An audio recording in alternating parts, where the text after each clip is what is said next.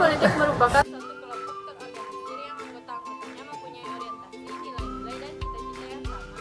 Tujuan dibentuk partai politik yaitu untuk memperoleh, merebut, dan mempertahankan kekuasaan secara konstitusional. Pada awal kemerdekaan di Indonesia hanya ada satu partai di Indonesia, yaitu Partai PNI yang selalu mendukung Soekarno. Tetapi karena ada yang membantah untuk hal itu, maka dikeluarkan maklumat 3 November. Setelah maklumat itu, barulah muncul partai-partai lain.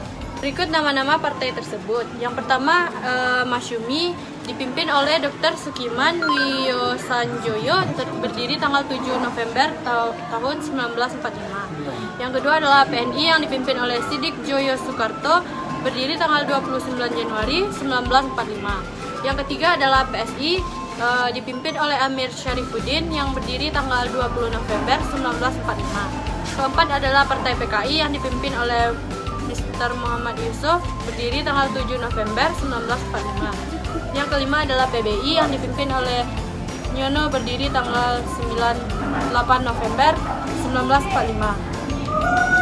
Yang keenam adalah Partai PRJ yang dipimpin oleh Sultan Dewanis, berdiri tanggal 8 November 1945.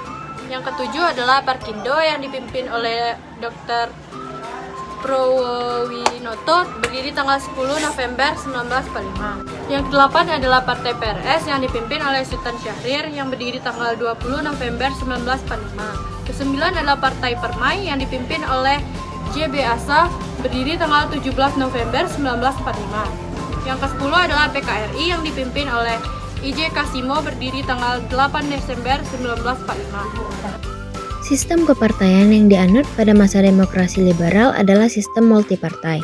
Sistem multipartai adalah sebuah sistem yang terdiri atas berbagai partai politik yang berlaga dalam pemilihan umum dan semuanya memiliki hak untuk memegang kendali atas tugas pemerintah. Selain sistem multipartai, juga ada sistem presidensial. Sistem presidensial adalah sistem pemerintahan yang pemegang kekuasaan eksekutifnya tidak harus bertanggung jawab kepada legislatif. Pemegang kekuasaan eksekutif tidak dapat dijatuhkan oleh badan legislatif. Menurut Muhammad Hatta, pembentukan partai politik ini bertujuan untuk memudahkan dalam mengukur kekuasaan perjuangan kita dan untuk mempermudah meminta tanggung jawab kepada pemimpin barisan perjuangan. Berdasarkan Undang-Undang Nomor 31 Tahun 2002, partai politik didefinisikan sebagai organisasi politik yang dibentuk oleh sekelompok warga negara Republik Indonesia secara sukarela atas dasar persamaan kehendak dan cita-cita untuk memperjuangkan kepentingan anggota, masyarakat, bangsa, dan negara kita.